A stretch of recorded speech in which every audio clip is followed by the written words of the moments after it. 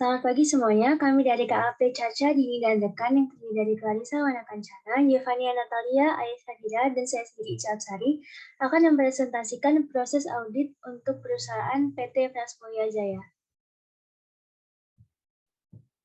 Agenda pembahasan untuk kali ini adalah yang pertama adalah perikatan awal, yang kedua adalah performance materiality and analytical procedures, kemudian pemahaman entitas dan lingkungan, serta inherent and control risk.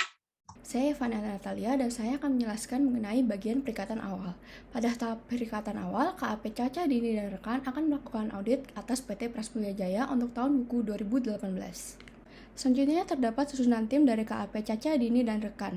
Tim yang melakukan audit atas PT Prasmulya Jaya terdiri dari 4 orang, yaitu yang pertama Ica Hapsari selaku akuntan publik dengan inisial IC, menjabat sebagai partner dengan pengalaman selama 10 tahun terakhir. Ica memiliki kompetensi yang memadai dan independen. Anggota kedua yaitu Aisyah Dira Aulia dengan inisial AY merupakan manajer pada KAP Caca, Dini, dan Rekan dan telah memiliki pengalaman selama 6 tahun terakhir dengan kompetensi yang memadai dan independen. Kemudian selanjutnya terdapat Clarissa Wanakancana dengan inisial CW yang merupakan supervisor dengan pengalaman kerja selama 4 tahun dengan kompetensi memadai dan independen. Dan terakhir terdapat Yevania Natalia dengan inisial YV merupakan staf pada KAP Caca, Dini, dan Rekan, memiliki pengalaman kerja selama 4 tahun dengan kompetensi yang memadai serta independen. Selanjutnya terdapat identitas klien dari KAP Caca, Dini, dan Rekan. Pada kesempatan kali ini, kami melakukan audit atas PT Prasmulya Jaya. PT Prasmulya Jaya bergerak di sektor usaha perdagangan dan jasa dengan status kepemilikan swasta non-go publik. Pada informasi perikatan, tahun buku yang digunakan merupakan tahun buku yang dimulai pada 1 Januari 2018 dan berakhir pada 31 Desember 2018. Tipe perikatan yang digunakan sendiri merupakan perikatan tahun pertama dengan jenis perikatan yang dilakukan adalah audit atas laporan keuangan. Dalam penggunaan standar, KAP Caca, Dini, dan Rekan menggunakan standar audit berupa standar profesional akuntan publik. Sedangkan standar akuntansi yang digunakan oleh klien adalah SAK umum konvergensi IFRS. Untuk status klien sendiri merupakan PKP atau pengusaha kena. Sekarang saya akan menjelaskan hasil analisis pada kertas kerja A110. Pada tahap pertama, terdapat analisis risiko penerimaan dan keberlanjutan hubungan dengan klien. Pada jenis usaha klien, melalui aplikasi Atlas memperoleh hasil analisis low, di mana jenis usaha klien dianggap tidak mempengaruhi analisis risiko. Selanjutnya, pada status kepemilikan klien memperoleh hasil analisis low, yang artinya status kepemilikan tidak mempengaruhi analisis risiko. Dan yang terakhir, pada standar akuntansi keuangan yang digunakan oleh klien memperoleh hasil analisis high, yang artinya penerapan standar akuntansi yang digunakan oleh PT Prasmulya Jaya mempengaruhi hasil analisis risiko. Pada analisis risiko keempat, terdapat isu pelaporan keuangan terdahulu. Entitas sendiri telah berdiri sejak lama dan laporan keuangan periode sebelumnya telah tersedia dan telah diaudit oleh auditor independen lain. Pada tahapan ini, PT Prasmulya Jaya memperoleh hasil high, di mana hasil tersebut disebabkan karena adanya isu keberlangsungan usaha yang tersaji pada opini auditor sebelumnya. Auditor dari KAP Caca, Dini, dan Rekan merasa bahwa masih bisa untuk menangani risiko atas ketidaksesuaian pada poin tersebut, yaitu isu mengenai keberlangsungan usaha yang tersaji pada opini auditor tahun sebelumnya. Berikutnya, pada tahapan kelima merupakan integritas manajemen. Terdapat 9 pertanyaan dari integritas manajemen. Dari ke-9 pertanyaan tersebut, PT Prasmulya Jaya memperoleh hasil di mana PT Prasmulya Jaya tidak memiliki reputasi buruk pada pribadi dan bisnis dari pemilik utama, manajemen kunci, dan pihak-pihak yang bertanggung jawab atas tata kelola klien. Selain itu juga, tidak terdapat ketidakwajaran sifat operasi pada perusahaan. Perusahaan juga tidak memiliki sifat agresif untuk berusaha menekan fee jasa profesional KAP serendah mungkin dan tidak terdapat indikasi adanya pembatasan lingkup pekerjaan yang tidak wajar. PT Prasmulya Jaya juga hanya memiliki satu auditor independen untuk melakukan audit atas laporan keuangan periode yang sama dan tidak terdapat alasan yang tidak wajar atas penunjukan dan penggantian KAP sebelumnya. Namun PT Prasmulya Jaya sendiri memiliki indikasi di mana pihak-pihak yang memiliki hubungan istimewa mempunyai reputasi buruk sehingga integritas manajemen PT Prasmulya Jaya memperoleh hasil yang high. Auditor sendiri merasa yakin reputasi buruk dari pihak yang memiliki hubungan istimewa tidak akan berpengaruh langsung terhadap laporan keuangan perusahaan.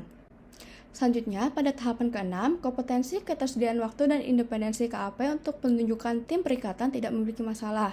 Sedangkan pada tahap ke-7, untuk komunikasi dengan auditor pendahulu memperoleh hasil yang high, di mana hal tersebut disebabkan karena pihak KAP telah berusaha menghubungi auditor pendahulu, akan tetapi tidak terdapat balasan komunikasi dari auditor pendahulu. Namun hasil survei dari auditor KAP Caca, Dini, dan Rekan menunjukkan bahwa tidak adanya resiko terhadap manajemen dari pengalaman audit tahun lalu. Berdasarkan hasil analisis risiko penerimaan pada nomor 1 hingga nomor 7 yang telah dilakukan oleh KAP, Caca, Dini, dan rekan, dapat disimpulkan bahwa PT Persmulia Jaya memperoleh ringkasan risiko penerimaan dan keberlanjutan hubungan klien yang tinggi atau high. KAP, Caca, Dini, dan rekan sendiri memutuskan untuk tetap menerima dan melanjutkan hubungan dengan klien. Untuk mengatasi mitigasi risiko, auditor akan melakukan perencanaan dalam pengambilan bukti audit secara luas terhadap hal-hal yang dianggap berisiko tinggi. Sekarang saya akan menjelaskan mengenai kertas kerja A120. Pada kertas kerja A120 terdapat alokasi jam jasa yang digunakan oleh KAP, Caca, Dini, dan rekan. Pada rencana jadwal pelaksanaan perikatan audit yang telah disepakati, perikatan audit akan dimulai pada Senin 3 Desember 2018 dan berakhir pada Rabu 20 Februari 2019. Untuk jumlah hari efektif sendiri berjumlah 54 hari dengan total 22 hari libur Sabtu Minggu dan 3 hari libur lainnya. Perikatan audit sendiri akan dimulai pada jam 9 pagi dengan jam istirahat selama 1 jam dan akan berakhir di pukul 5 sore, sehingga jumlah jam kerja efektif per harinya adalah 7 jam dan jam kerja efektif selama perikatan audit adalah 378 jam. Pada rencana penggunaan jam jasa pada setiap tahapan, 47,52 jam kerja akan digunakan untuk tahapan pra-perikatan dan risk assessment, lalu sebanyak 298,8 jam kerja akan digunakan untuk tahapan risk response dan selama 32,4 jam akan digunakan untuk tahapan pelaporan. Susunan tim perikatan sendiri terdiri dari 4 orang, yaitu Ica Hapsari, Ayasdira Aulia, Clarissa Wana Kancana, dan Yevania Natalia. Masing-masing anggota telah memiliki alokasi rencana kerja aktual yang terdapat pada gambar berikut ini. Selanjutnya akan dilanjutkan oleh rekan saya. Saya Esa Dira dan saya akan menjelaskan mengenai lanjutan perikatan awal. Nah, berdasarkan penjelasan rekan saya yang sebelumnya, maka auditor juga akan membuat dan memberikan surat perikatan kepada PT Persmulia Jaya. Di surat perikatan ini terdapat informasi mengenai penjelasan tujuan dan ruang lingkup audit, serta persetujuan dan pengakuan tanggung jawab manajemen. Selanjutnya di surat perikatan juga terdapat informasi mengenai penyediaan draft laporan keuangan, pengajuan ke bentuk dan isi laporan keuangan, dan yang terakhir ditutup dengan klausul kerahasiaan dan lain-lain.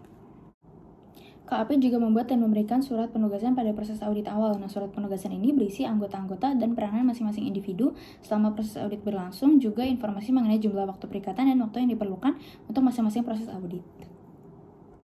Berikut merupakan formulir independensi yang menyatakan bahwa editor juga dan tim juga menjaga sikap independensi selama proses audit berlangsung.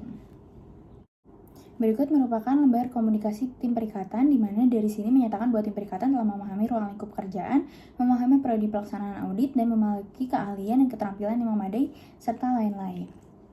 Nah, dalam memulai proses audit, seorang auditor umumnya akan melakukan pengecekan saldo awal dan konsistensi atas penerapan kebijakan akuntansi dalam perusahaan klien. Setelah melakukan analisis, ditemukan bahwa dikarenakan perikatan tahun pertama, KAP mengirimkan surat komunikasi kepada auditor pendahulu, namun tidak terdapat jawabannya, sehingga menyebabkan auditor tidak dapat merevisi kertas kerja sebelumnya. Dan dalam menyikapi hal ini, auditor melaksanakan prosedur alternatif, yaitu pengecekan general ledger dalam sistem akuntansi klien pada tahun sebelumnya dan tahun berjalan untuk meyakini saldo dan tidak terdapat indikasi salah saji. Dengan ini dapat disimpulkan bahwa PT Persmulia Jaya memiliki bukti audit yang cukup kuat dan tepat yang menunjukkan bahwa saldo awal telah mencerminkan penerapan kebijakan akuntansi yang semestinya dan tidak mengandung salah saji.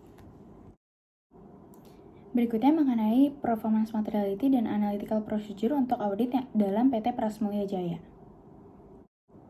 Nah, dalam menentukan materialitas untuk proses audit, auditor memutuskan untuk menggunakan benchmark secara keseluruhan atau overall materiality menggunakan akun lainnya sesuai dengan auditor induk dengan nilai atau saldo 800 juta dan dengan persentase margin 3% yang menghasilkan overall materiality-nya senilai 24 juta. Auditor juga memutuskan untuk menggunakan margin 3% disebabkan auditor telah menentukan risiko audit yang cukup tinggi sehingga memutuskan nilai materialitas dengan sangat hati-hati dan memiliki nilai yang tergolong kecil. Sementara untuk performance materiality-nya, auditor menentukan bahwa PM yang digunakan adalah sebesar 65% dari overall materiality-nya, di mana hal ini ditentukan berdasarkan pengalaman auditor dalam industri sejenis, dan ambang batas nilai yang tidak dikoreksi sebesar 3% dari performance materiality-nya. Nah, dalam melakukan audit penugasan terhadap PT Persmulia Jaya ditemukan bahwa terdapat 2 akun yang memiliki nilai signifikan, sehingga auditor memutuskan untuk menentukan materialitas yang spesifik untuk akun tersebut, yaitu akun persediaan dan utang pajak. Untuk akun persediaan sendiri memiliki saldo sebesar 3 juta, sementara untuk utang pajak sendiri memiliki saldo senilai 252 juta sekian. Nah, dengan ini maka akun tersebut memiliki nilai yang sangat signifikan jika dibandingkan dengan tipe materialitas yang digunakan, yaitu overall materiality dan performance materiality. Selanjutnya, auditor juga melakukan prosedur analitis awal dalam memulai proses audit. Nah, prosedur analitis awal ini dilakukan menggunakan analisa vertikal melalui perbandingan dari saldo dari tahun 2017 hingga 2018 serta rasio keuangan. Melalui analisa vertikal ditemukan bahwa akun utang usaha dan utang pajak memiliki persentase perubahan yang signifikan di atas 300%, sehingga berpotensi salah saji yang material. Sementara untuk berdasarkan rasio keuangan, tidak terdapat akun yang memiliki potensi salah saji. Dengan ini, maka dapat disimpulkan bahwa berdasarkan prosedur analisa awal ditemukan risiko salah saji pada akun utang usaha dan utang pajak yang disebabkan oleh kenaikan yang signifikan pada balance 2017 hingga 2018. Selanjutnya, pada bagian pemahaman dan entitas lingkungan, auditor melakukan analisis atas beberapa faktor yang dapat membantu auditor dalam memahami keberadaan salah saji material dalam bagian ini. Nah, faktor-faktor tersebut itu dapat dilihat pada kotak yang berwarna merah. Nah, pada bagian pertama, yaitu informasi umum dan aspek legalitas, auditor melakukan analisis atas informasi umum dan informasi mengenai legalitas lainnya dari PT Prasmulya Jaya. Nah, pertama, auditor terlebih dahulu memiliki kontak klien. Kemudian, informasi yang dianalisis adalah informasi umum, yang contohnya adalah modal dasar, kemudian susunan pemegang sahamnya, kemudian nomor dan tanggal akta pendirian perusahaan, dan susunan pengurus perusahaan. Sedangkan informasi mengenai legalitas lainnya itu mencakup surat izin usaha, kemudian NPWP, jumlah karyawan, dan kalau misalkan telah dikukuhkan sebagai pengusaha kena pajak, maka nomor dan tanggal pengukuhannya juga harus disampaikan. Nah, berdasarkan analisis yang dilakukan oleh auditor, dapat disimpulkan bahwa tidak terdapat kemungkinan salah saji material pada bagian informasi umum dan aspek legalitas.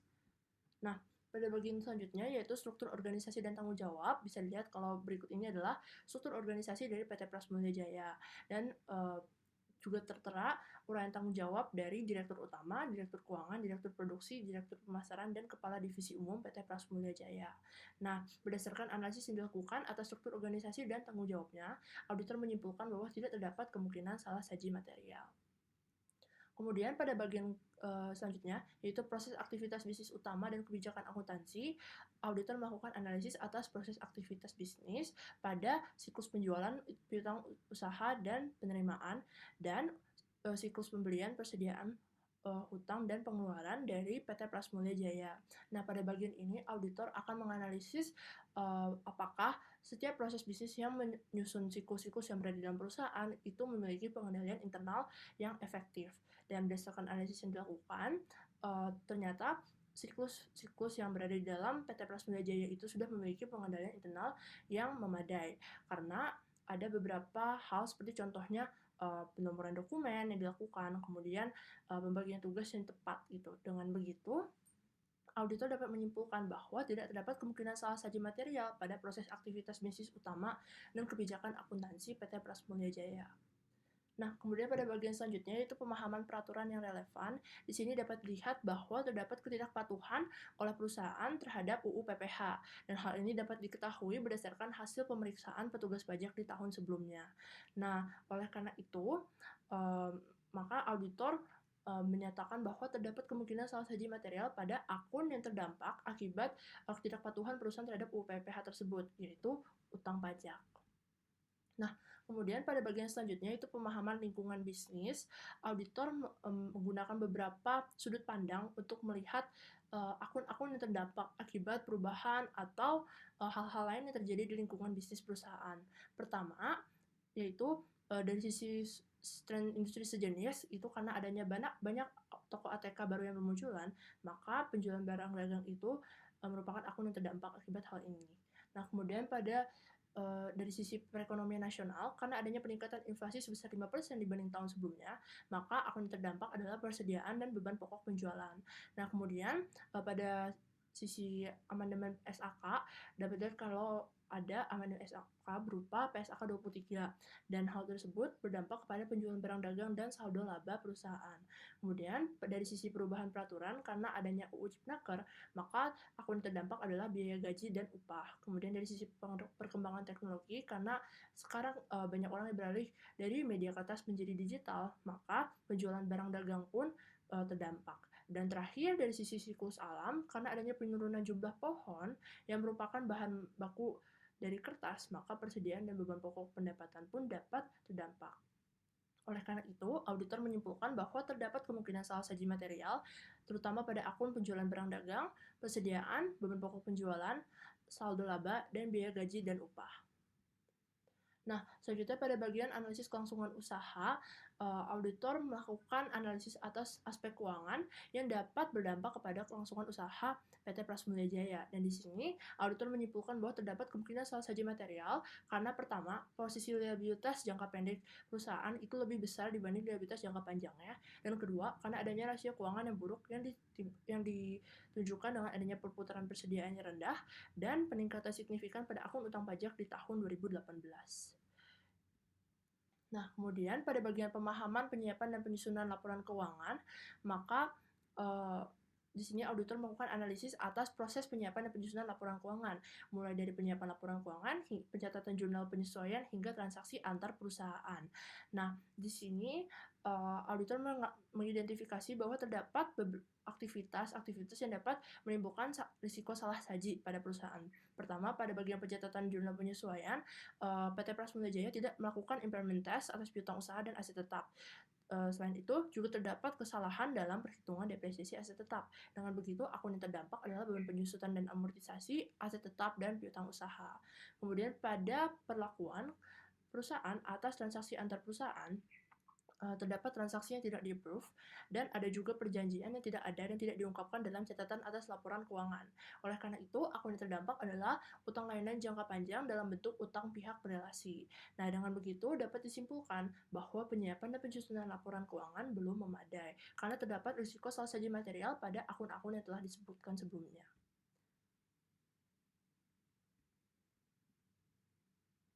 Kemudian, pada analisis faktor kecurangan, auditor seharusnya menganalisis bagian ini berdasarkan hasil inquiry yang didapatkannya dari inquiry kepada bagian manajemen, bagian karyawan, dan bagian-bagian lain pada perusahaan. Akan tetapi karena pada soal tidak tertera hasil inquiry yang dilakukan, maka kita hanya dapat menginput akun-akun yang berisiko pada bagian analisis faktor kecurangan dalam atlas. Nah, akun-akun tersebut adalah penjualan barang dagang, kas dan setara kas, persediaan, dan utang pajak. Oleh karena itu, dapat disimpulkan oleh auditor bahwa analisis faktor kecurangan terdapat risiko salah saji material.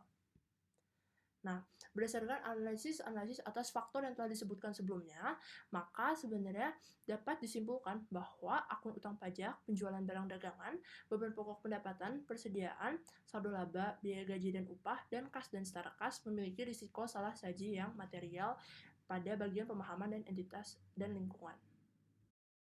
Selanjutnya, saya akan membahas bagian inherent risk. Inherent risk adalah kerentanan suatu saldo akun atau golongan transaksi terhadap suatu salah saji material dengan asumsi bahwa tidak terdapat pengendalian yang terkait. Maksudnya, bahwa risiko bawaan itu timbul dengan asumsi pengendalian internal dalam perusahaan itu nggak ada. Nah, dalam kasus PT Prasmulia Jaya, terdapat beberapa faktor yang menjadi pertimbangan identifikasi dan penilaian risiko dan akun-akun yang terdampak, yaitu yang pertama adalah penyiapan dan penyusunan laporan keuangan, di mana akun-akun yang terdampak adalah piutang usaha, aset tetap, utang lain-lain jangka panjang, dan beban penyusutan.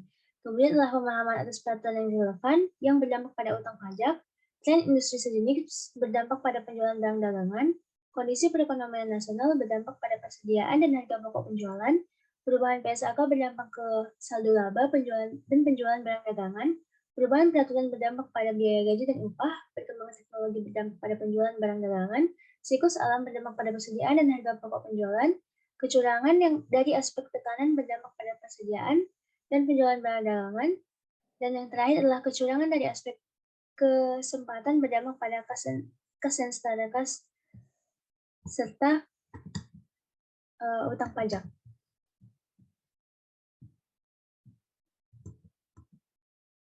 Kemudian jika dilihat secara keseluruhan dari financial statement level, PT Prasmulia Jaya memiliki tingkat inherent risk yang medium.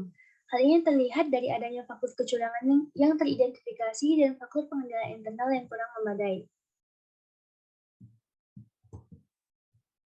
Kemudian jika dilihat secara keseluruhan dari entity level, PT Prasmulia Jaya ini memiliki risiko signifikan pada beberapa akunnya, yaitu pada akun kas dan setara kas, akun penjualan, akun persediaan, di mana hal ini dikarenakan akun-akun ini itu merupakan transaksi yang sering terjadi dan rentan terhadap fraud. Sementara untuk akun piutang usaha memiliki risiko signifikan karena akunnya ini merupakan transaksi yang sering terjadi, pengukurannya menggunakan estimasi, dan rentan terhadap fraud risk.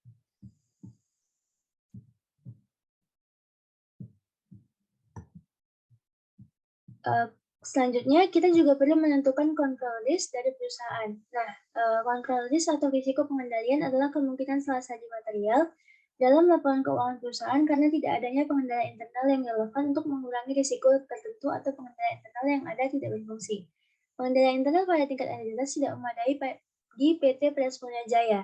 Hal ini dikarenakan dari 11 komponen yang ada, hanya 2 yang memadai, yaitu komunikasi dan penegakan integritas dan nilai etika, dan informasi dan komunikasi. Sementara selain dari komponen tersebut, komponen-komponen lainnya seperti komitmen terhadap kompetensi, struktur organisasi, filosofi dan gaya operasi manajemen, serta proses penilaian risiko dan aktivitas pengendalian tidak memadai di perusahaan ini.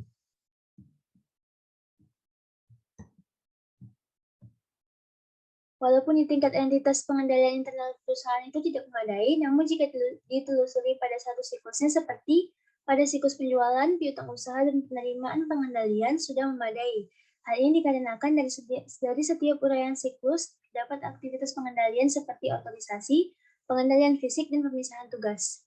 Sehingga akun-akun yang terkait seperti piutang usaha, penjualan barang dagangan, beban pokok pendapatan, dan kas dan setara kas yang terdapat dalam siklus ini itu pengendalian internalnya itu sudah memadai.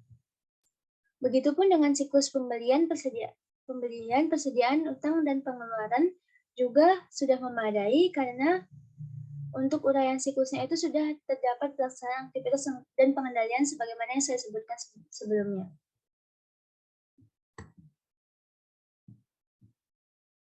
Kemudian untuk menyelesaikan bagian dari penilaian risiko, kita juga harus mengetahui kondisi komunikasi perusahaan dengan TCWG dan SPI.